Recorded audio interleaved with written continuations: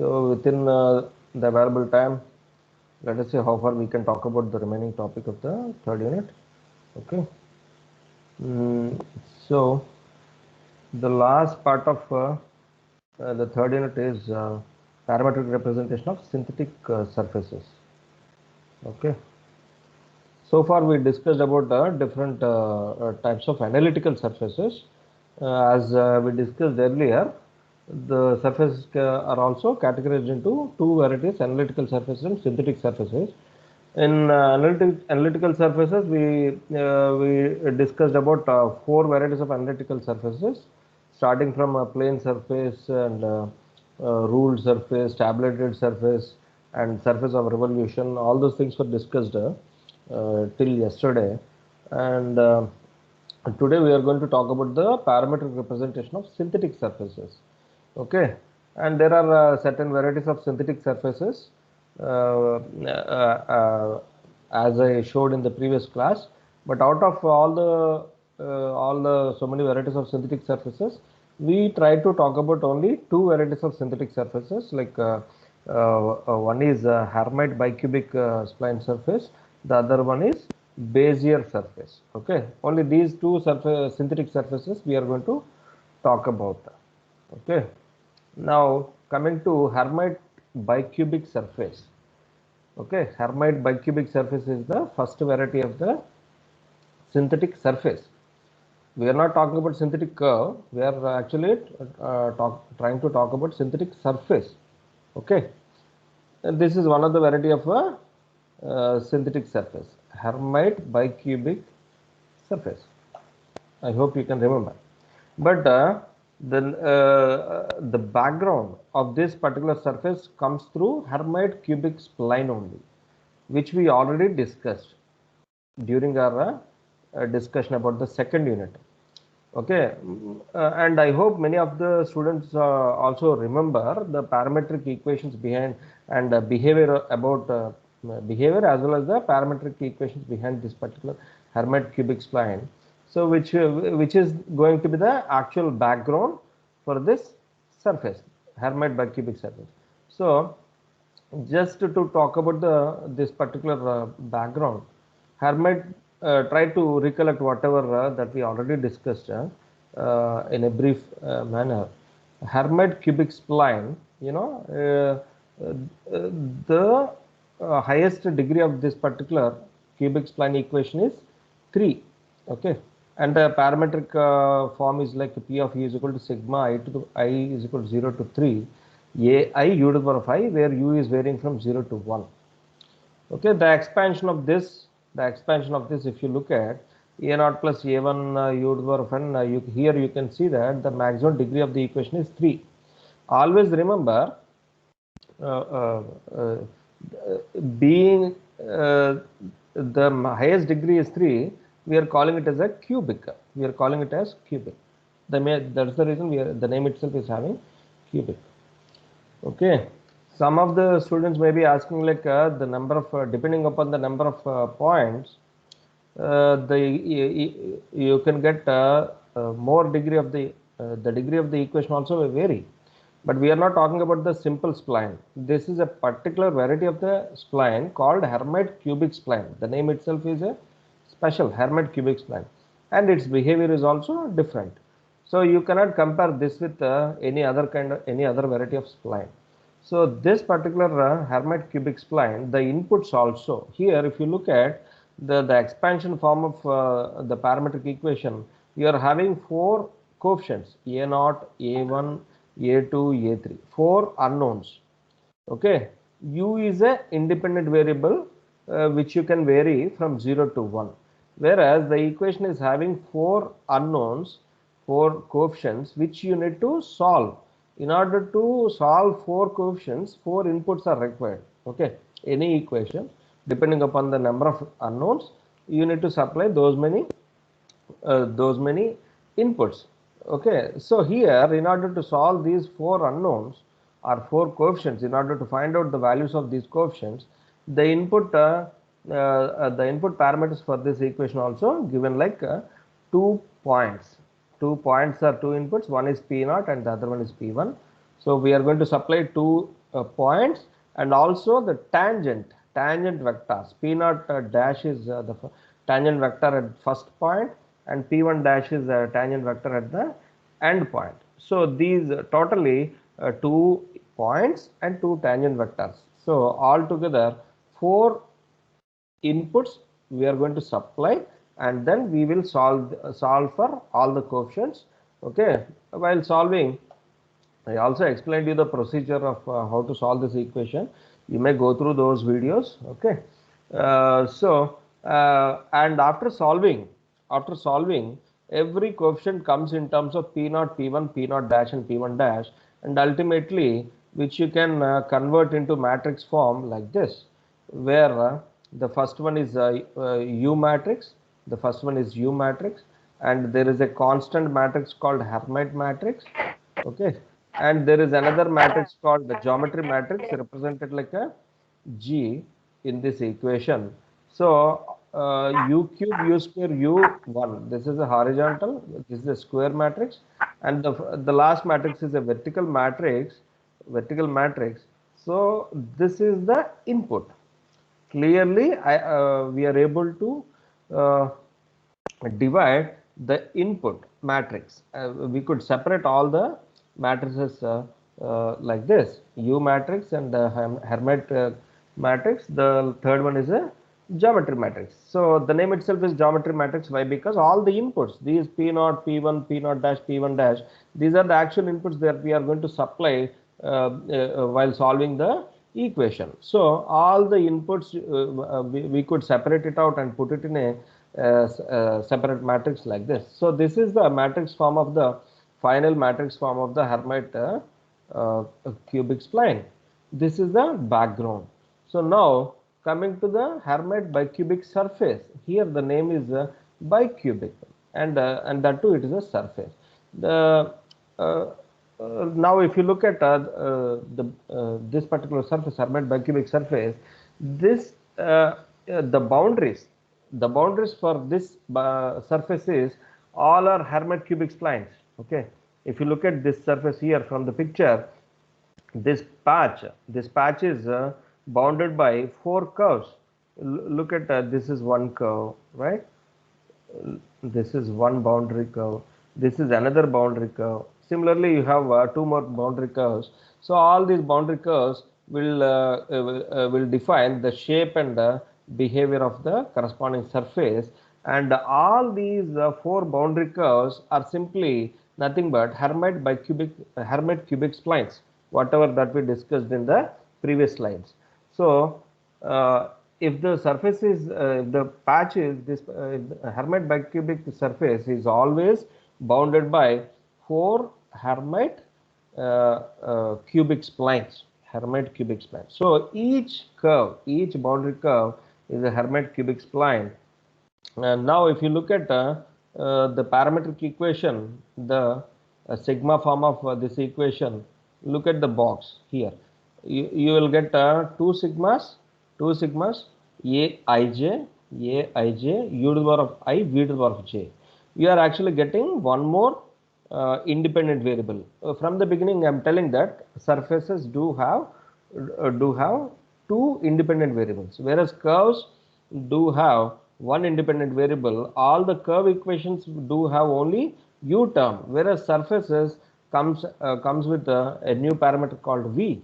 So here Aij, U to the power of I, V to the power of j, and both u as well as v both are varying from 0 to 1, and I is equal to I is varying from 0 to 3, and similarly j is also varying from 0 to 3. Okay, and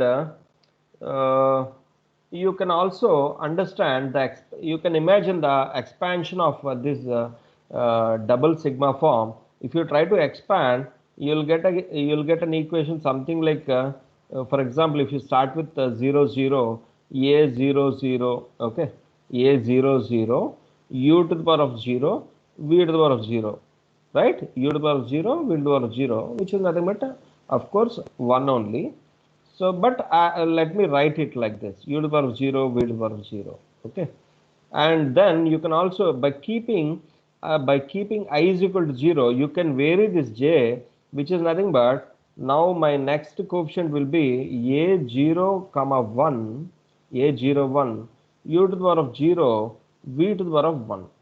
And now one more, two more things will come, a0 to a0 to u to the power of 0 is same, v square, and similarly the fourth term you will get v cube, u to the power of 0, v cube, and you will have another coefficient a03. And next, once j is completed from 0 to 3, the next item will change. Like now the next term will be a 1 comma 0, so it goes up to the final term. Okay, so if you look at this, if you look at this horizontal line, if you look at this line, it is having 4 coefficients. It is having 4 unknowns. Similarly, such kind of equations you will have 4 more. So totally, if you look at the final coefficient will be a3 comma 3 u cube v cube, right? So now if you look at if you imagine the entire equation together, 4 multiplied by 4, totally 16 unknown coefficients you will have. So the expansion of this Hermite bicubic surface, the expansion, if you look at, it is coming with totally 16 unknown coefficients which you need to solve. In order to 16 unknown coefficients, we can say that 16 input parameters are required, input values are required. Those 16 input values are simply nothing but 4 corner data points, which means I have to supply 4 corner points. Let us say I am starting from this point. Let us denote this point with a p0 comma 0, or in certain cases p within brackets 0 comma 0, or in certain textbooks it will be written like in suffix p suffix 0 comma 0, okay, which is one of the point. Okay, and uh, from this point, two Hermite splines are being generated. One is in u direction, the other one is in v direction. This is v direction, this is u direction. So this is one spline, this is another Hermite spline. Okay, so one is varying, one is taking one is making use of u to generate its curve. Another one is making use of v independent variable to generate its another curve, right? So when it is varying, you are calling it as the curve, that particular curve you are calling it as p of u comma 0, where I am not bothered about v, I am not talking about v.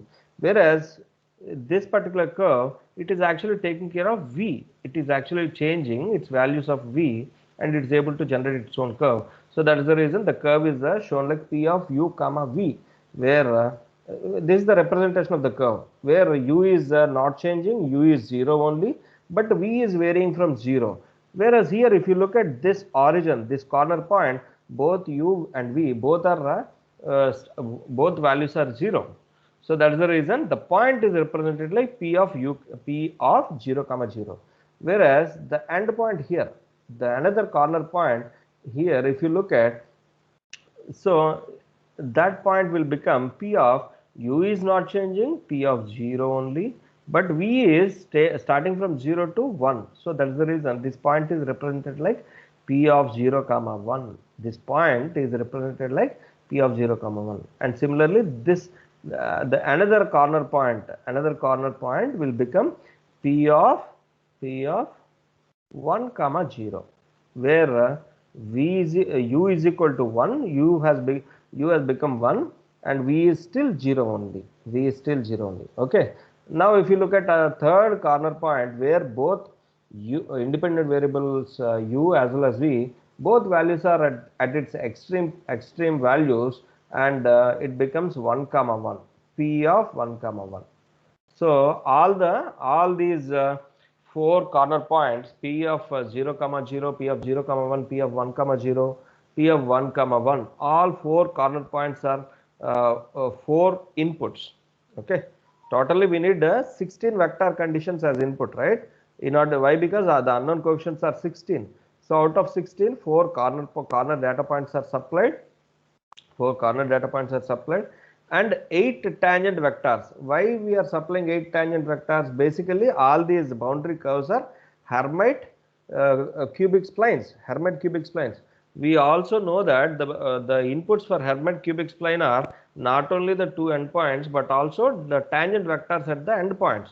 So if you look at one of the curve, this one, if you look at this particular curve, so this curve will have its own tangent vector here at this endpoint. Similarly, another tangent vector here. So two tangent vectors would be supplied for this curve.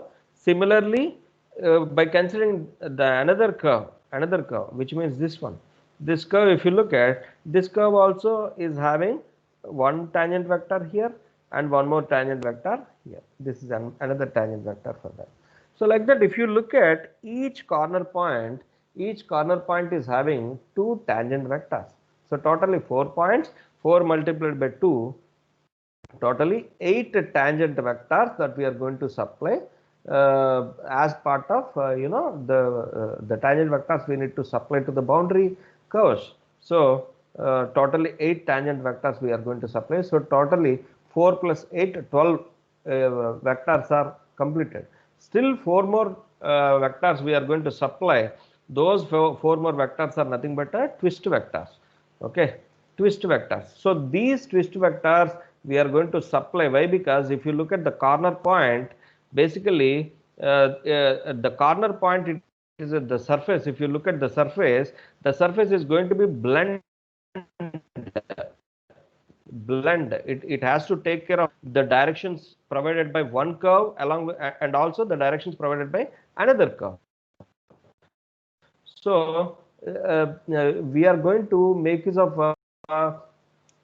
one more vector by also deriving with respect to v. That vector you call it as a twist vector.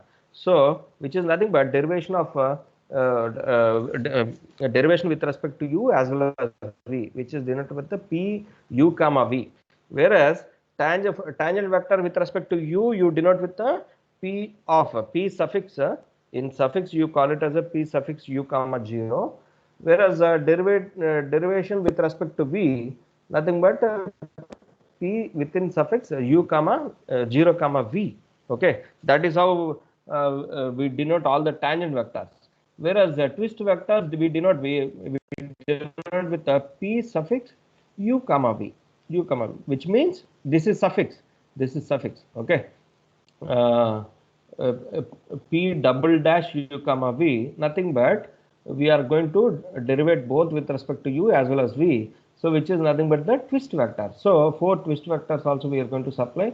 So totally 16 inputs we need to supply to solve all the coefficients, and we cannot talk about the solution part of how do you solve all the 4 input all the 16 coefficients with the help of 16 inputs. We are not bothered about that part, but ultimately the matrix form we are going to discuss now.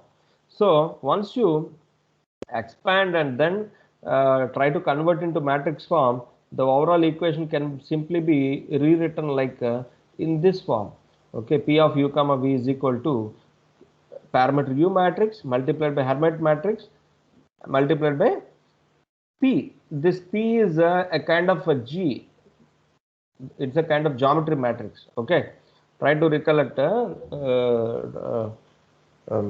Try to correlate this P with the G matrix that we discussed for Hermite cubic spline.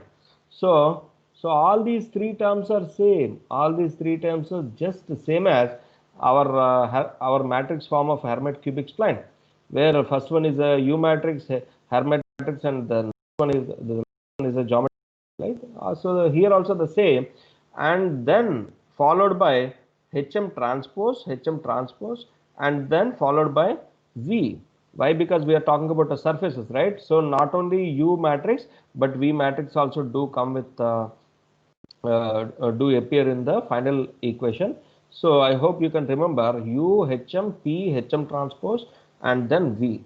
Okay, the expansion of U is this one, and V transpose is nothing but V cube, which is nothing but V is a vertical matrix. V transpose a horizontal matrix means V is a vertical matrix, right? So and HM also the same. Hermite matrix is the same as the previous Hermite cube explained. Whatever HM matrix, the same HM matrix is here also. Now coming to the center matrix, which is denoted like P here, which was denoted by G there earlier.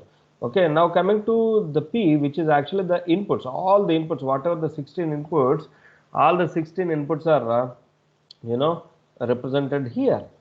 All the 16 inputs come in the P matrix. Okay, here P is also called as a geometry matrix. P is also called as a geometry matrix, and all the 16 inputs are divided into 4 parts. In the first part, all the 4 corners, are provided in the first part, and all the U tangent vectors. If you look at the suffix here, P of U, which is nothing but all the U tangent vectors at all the four corner points are placed here in this position, and similarly all the V tangent vectors at all 4 corner points are placed here. Okay, and all the 4 twist vectors, that's the reason here you can see P of U comma V, all the 4 twist vectors are placed here. So totally 16 inputs are there in this.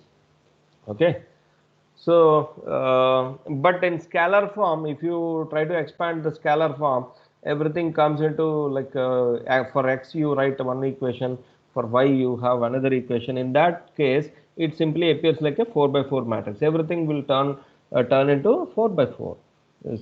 So, which is easy for us to solve. Okay.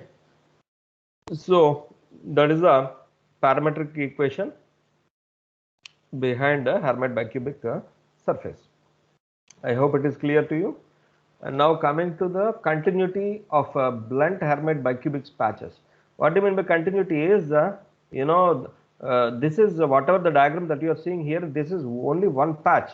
But whereas if you want to create a big surface using such kind of patches, which means you may have one more patch here, one more patch here. Similarly, you may have another patch here. So it's basically a blend of so whenever you want to create a huge surface, the huge surface would be first of all divided into so many patches. So if you want to understand the continuity means how each patch is, it can be joined with uh, uh, uh, the corresponding nearby patches. Okay, for whichever patch beside to the adjacent patches, all the adjacent patches, how they are Sir, being blend. Yes. sir, won't they be found with just changing the parameter U and V, sir? Pardon? The rest of the patches, they will be forming by you just changing the value of U or The V, the rest of the patches also they will have their own equation. Their equations are different. not this continuation, sir. Uh, uh, uh, Whatever U and V that we are actually changing, those U and V's are restricted only to one patch. Okay, sir. Okay, sir. Similarly, the adjacent patch will have its own U and V, and Okay, sir. its equation is also different. Its equation basically U and V are simply we are actually they are independent variables. Why? Because we are going to substitute these U and V in a particular equation, and we are going to calculate that particular equation. Here each patch do have its own equation. So you no need to when the equation itself is different, automatically the its output would be different. Yes, sir. Yes, Whether you sir. use UV or some other PQ, or irrespective actually. Okay. Yes, sir. Yes. So their equations are totally different. But here what we are trying to talk about is how each patch is maintaining its continuity. That is very, very important. Unless otherwise you maintain certain continuity, you cannot get a huge surface. All the patches, if they are not blend properly, then you cannot get a continuous surface at all. Okay. So now now we are trying to talk about the continuity of blend of Hermite bicubic patches in this diagram. So here you can understand that if you imagine one of the adjacent patch here, and this is one of the patch. Now both these patches do share a common boundary. That is the first condition that we need to understand. Both of them are having a common boundary. Whatever is the bounded spline for the first patch, the same spline would also be shared as one of the input for the other patch. Another thing is, both these patches maintain C1 continuity. Try to understand C1 continuity. What do you mean? We discussed about C0 continuity, C1 continuity, and C2 continuity, right? Okay, what do you mean by C1 continuity? C1 continuity means the tangency. They maintain a common tangency, which means at any point, if you take any point on this curve, whatever is the tangency that this point is having, the same tangency that the other patch also should maintain. It should maintain. Okay, which means that is how I can get a smooth surface. When you are switching from one patch to another patch, I have to maintain a common tangency. So that is another behavior between patches. But if you consider one patch, if you consider only one patch, then within a patch, if you take any point, not only you are going to maintain C1 continuity, but you are also going to have a C2 level continuity. C2 level continuity means not only they have a common tangency, but also the center of curvature is also same. So that's what we discussed a lot about various types of continuities. Okay, so within the patch, the surface maintains C2 continuity, but during the junction points, during the boundaries, at the boundaries they maintain C1 continuity. Try to understand. And also I also explained about why the maximum continuity is up to C2. It depends upon the degree of the equation. So here hardly the maximum degree of the equation is we are going up to 3 for both U as well as V, right? The highest degree is up to 3. So if always the maximum continuity is always degree minus 1. If the maximum highest degree is 3, 3 minus 1, nothing but 2. So we can go up to C2 continuity. So within the patch, the surface maintains C2 continuity, whereas at the boundaries, it maintains C1 continuities with the adjacent patches. So that is one of the characteristics that you can observe. Okay. So whatever that I explained, the same thing is mentioned here, which you can go through. Okay. Later I will share all the slides with you. Okay. Now coming to the next synthetic surface, it's Bezier surface. Okay. I hope we can complete. I hope we can finish this Bezier surface also. It won't take much time. Why? Because we are not going to take any problem for this. We try to understand the mathematics and the behavior of the surfaces in today's class. Okay.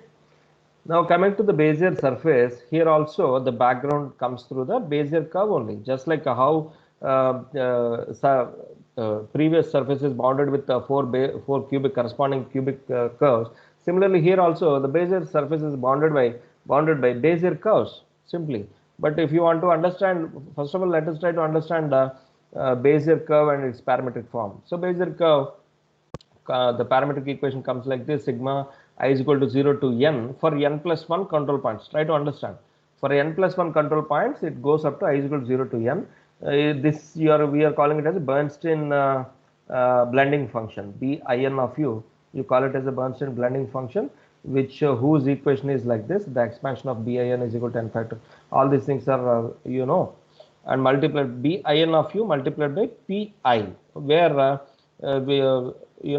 I is equal to 0 to n once you expand.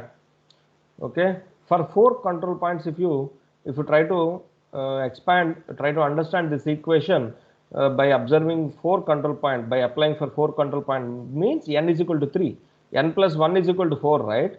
So which means n is equal to 3, then the equation will become sigma I is equal to 0 to 3, and the expansion of this will become this equation. And here pi means I is varying from 0 to 3, which means p0, p1, p2, p3, all are 4 points.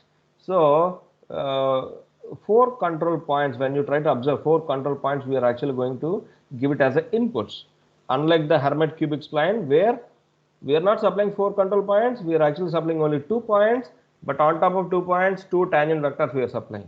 But here no tangent vectors are being supplied, only 4 control points are being supplied. So by supplying 4 control points, I can generate a Bezier curve. I can generate a Bezier curve with the third order Bezier curve. Okay. Always sorry, not order, the degree. Always the degree of the equation depends upon the number of control points. So instead of 4 control points, if you use 10 control points and then try to generate a Bezier curve, 10 minus 1, 9 will be the degree of the Bezier curve equation, which is difficult for us to understand and solve the problem. That's the reason we try to talk about the highest degree we consider as a third degree equation. And another advantage with third confining to third degree is nothing but anyway the maximum continuity that many of the synthetic curves do require is hardly C2 continuity is more than sufficient. You no need to go with C3, C4, C5 continuities, which unnecessarily create a lot of much more sensitive. Which means just by moving one of the control point, it creates a lot of huge variation in the overall shape of the curve, which means the curve would be much higher sensitive, which is not required. So if C2 continuity is more than sufficient for most of the applications, that's the reason if you go up to third degree equation, that is more than sufficient, which is indirectly nothing but 4 control points are sufficient to understand the behavior of the Bezier curve. Now coming to the expansion of Bezier curve, we tried to solve all the blending functions, and then ultimately we came to know that the matrix form comes like this. So here P0, P1, P2, P3, whereas cubic spline P0, P1 is okay. Here instead of P2, P3, it comes with a P0 dash, P1 dash, right? So I want you to remember all these things. And another thing, here this matrix is called as a Bezier matrix, and Bezier matrix is symmetric. It's a kind of symmetric, which means with respect to the diagonal, even if you transpose, even if you try to transpose, you get the same matrix. So it's a kind of symmetric matrix. Try to remember that one also. All these things will help you in understanding the Bezier surface. Okay, so U matrix, Bezier matrix, and then geometry matrix. So parameter. So this is about Bezier curve. Now coming to the Bezier surface, just similar to the previous Hermite bicubic surface, here also Bezier surface is also bounded by 4 Bezier curves. So this is one of the Bezier curve. Look at here. This is one of the Bezier curve. This green color line, right? This green color line, it is actually Bezier polygon, whereas the blue color line, this is the Bezier curve. So this blue color line, this is the Bezier curve. So similarly, you have 4 Bezier curves here. So the entire surface is bounded by 4 Bezier curves. But in order to generate each Bezier curve, you need 4 control points. Okay, you need 4 control points. We are talking about a third degree equation, of course. Okay. So for example, if you look at this portion, if you look at this particular portion, so there is a Bezier curve, and you have 1, 2, 3, 4. So totally 4 control points. So totally 4 control points we are using. These 4 control points define and decide the shape of the corresponding Bezier curve. Okay, is this clear? Now similarly, you have if you consider one more boundary curve, that is also having its own 4 control points, and similarly 4 more control points here. Okay, and similarly 4 more control points here. Now, on top of this, four more control points are also provided. These control points are considered as a twist vectors. Try to understand. These four more control. Why? Because by changing these by changing these points, I can alter the shape of the surface. So here, if you look at the overall Bezier surface patch, totally 16 control points are being used. 16 control points are being used. Each and every control point influences the shape of the Bezier surface. Each and every control point, it has its own influence. Okay. So for example, by altering these 16 points, by altering these points, you can observe totally a different shape of a Bezier surface. The same Bezier surface, you can look at another picture. Okay. Now all the points are being just translated to new locations, and the shape of the Bezier surface also got changed. Here also the 16 points only, but you just moved some of the points. Okay. Now coming to the mathematics behind this Bezier surface. So look at here, 4 vertices and 8 tangent vectors, 4 twist vectors. We already discussed about 4 vertices. What do you mean by 4 vertices? Look at here. Let me remove these things.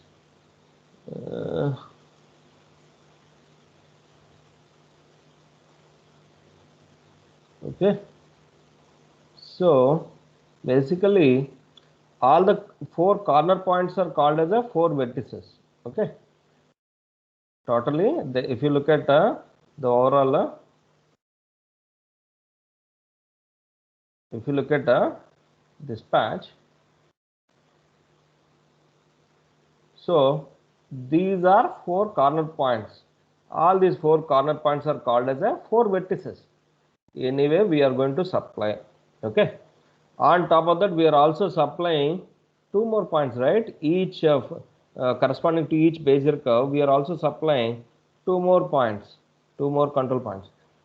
Even though the curve doesn't pass through those control points, one of the property of Bezier curve is the curve is always tangent to the look at here. Look at here. This curve is always tangent to the first and last sides of the Bezier polygon. This is first side, and this is last, which means always the curve is always a tangent. Indirectly saying this P1 minus P0 acts like a tangent, vector to the curve at P0.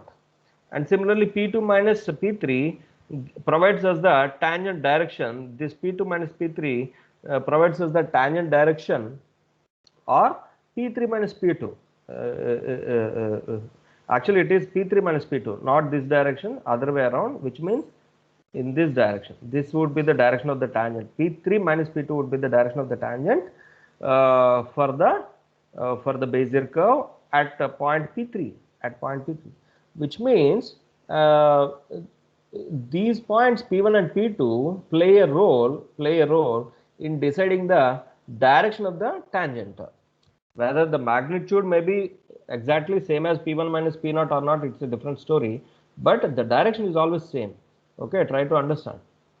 So that is the reason those points are considered as, if you look at this curve, look at here, this is one of the curve, right? This is one of the Bezier curve, and the corresponding points are, Bezier polygon is this one, this is the Bezier polygon, right? So this P10, P20, these points are considered as a tangent vectors. These points are considered as a tangent vector. Similarly, for all the remaining boundary curves, also you have tangent. Each eight, those 8 points are considered as a tangent vectors. On top of that, as I told you, 4 more points are also they will consider, and those are called as a twist vectors. Those are called as a twist, 4 twist. So totally 16 inputs we are going to supply for a Bezier surface. Okay, formed with 4 cubic Bezier curves. Okay, now the expansion for this Bezier surface, once you solve that, it also appears like this: U, G, P, N, V. Okay, where U is the U matrix and uh, G is a Bezier blending function matrix. This is a Bezier matrix. Okay, Bezier blending function matrix, and this G and N are simply nothing but both are same. Why? Because actually N you should get it like a G transpose, but being a Bezier curve is a symmetry matrix, being Bezier this Bezier matrix is a symmetry matrix. Both n is equal to G transpose. That's the reason here whatever is the matrix here, the same matrix here you get here also. Okay, and at the end V matrix you get V matrix, and at the middle you are going to get the P matrix, just like the previous case. P means all the inputs, whatever the inputs that you're that we are considering, all the 16 points, right? All the 16 points we are going to use it as a P matrix. P00, P01, P02, P03, all these things. Okay, is this clear to you? Are you following? Yes, sir. So now coming to the characteristics of the Bezier surface, most of the characteristics that we already discussed so far, but the only difference is Bezier surface will not be restricted up to cubic level, which means the terms may not be restricted up to U cube, V cube. You can go up to any number depending upon the number of control points that you are picking to generate a Bezier surface. You can move up to even, for example, if you take m plus 1 and n plus 1 control points, okay, m plus 1 by n plus 1 control points, which means in one direction you are using in one direction you can use 10 control points, and in another direction you can use 5 control points. No issue at all. Okay, if you look at here, if you look at this slide, so there is a sigma form, right? So look at here, they are using m and n, which means in one direction they are using n plus 1 control points, in another direction they are using m plus 1 control points. For example, let us say you are trying to create a Bezier surface with 10 control points in one direction, and let us say in 5 control point in V direction. Then the equation, the expansion of the equation goes up to u to the power of 9 and v to the power of 5. That could be the maximum highest degree of independent variables in that in the expansion of such kind of equation. Okay, so uh, so the characteristics also talk about they talk about n. They use the terms n. For example, the degree of the surface n, the degree of the surface n in each parametric direction is 1 less than the number of defining polygon vertices. As I told you, this is a simply the similar characteristic of the Bezier curve, right? So if you use 10 control points to generate a Bezier curve, obviously the highest degree of the equation would be 10 minus 1, 9. Here also the same thing. And also another thing is 9 minus 1 would be the continuity, which means 8. Simply saying, if you take 10 control points and try to generate a Bezier curve, then 9 would be the highest degree of the u, and 9 minus 1, 8. 8 would be the highest continuity, which means u8. You can go up to u8. The same thing is here also for surfaces. The degree would be for n plus 1 control points, the degree is n, and the continuity would be n minus 1 within the surface. And also another thing is convex hull property. Here also, just like Bezier curve, which follows the convex hull property, here also Bezier surface also uh, Bezier surface also maintains a convex hull property, which means earlier we were talking about a polygon, but here we talk about a polyhedron. So whatever the surface that you generate, whatever the surface Look at this blue color one. That is the surface. Whereas if you join all these things, if you join all the extreme points with the straight lines, then you can imagine a polyhedron. Polyhedron. So here the Bezier surface always comes within the polyhedron formed by the by joining the all the extreme points. So this is also convex hull property. Even the surface also follows the convex hull property. The entire surface lies within. It never goes out of the polyhedron. Okay. So that's also called as a convex hull property. And all the remaining points also we discussed. By changing any control point, you can change the shape of the Bezier surface. Okay. Why? Because Bezier curve also is having global control, right? So here also Bezier surface also maintains a similar global control. Okay, with this, the third unit is completed.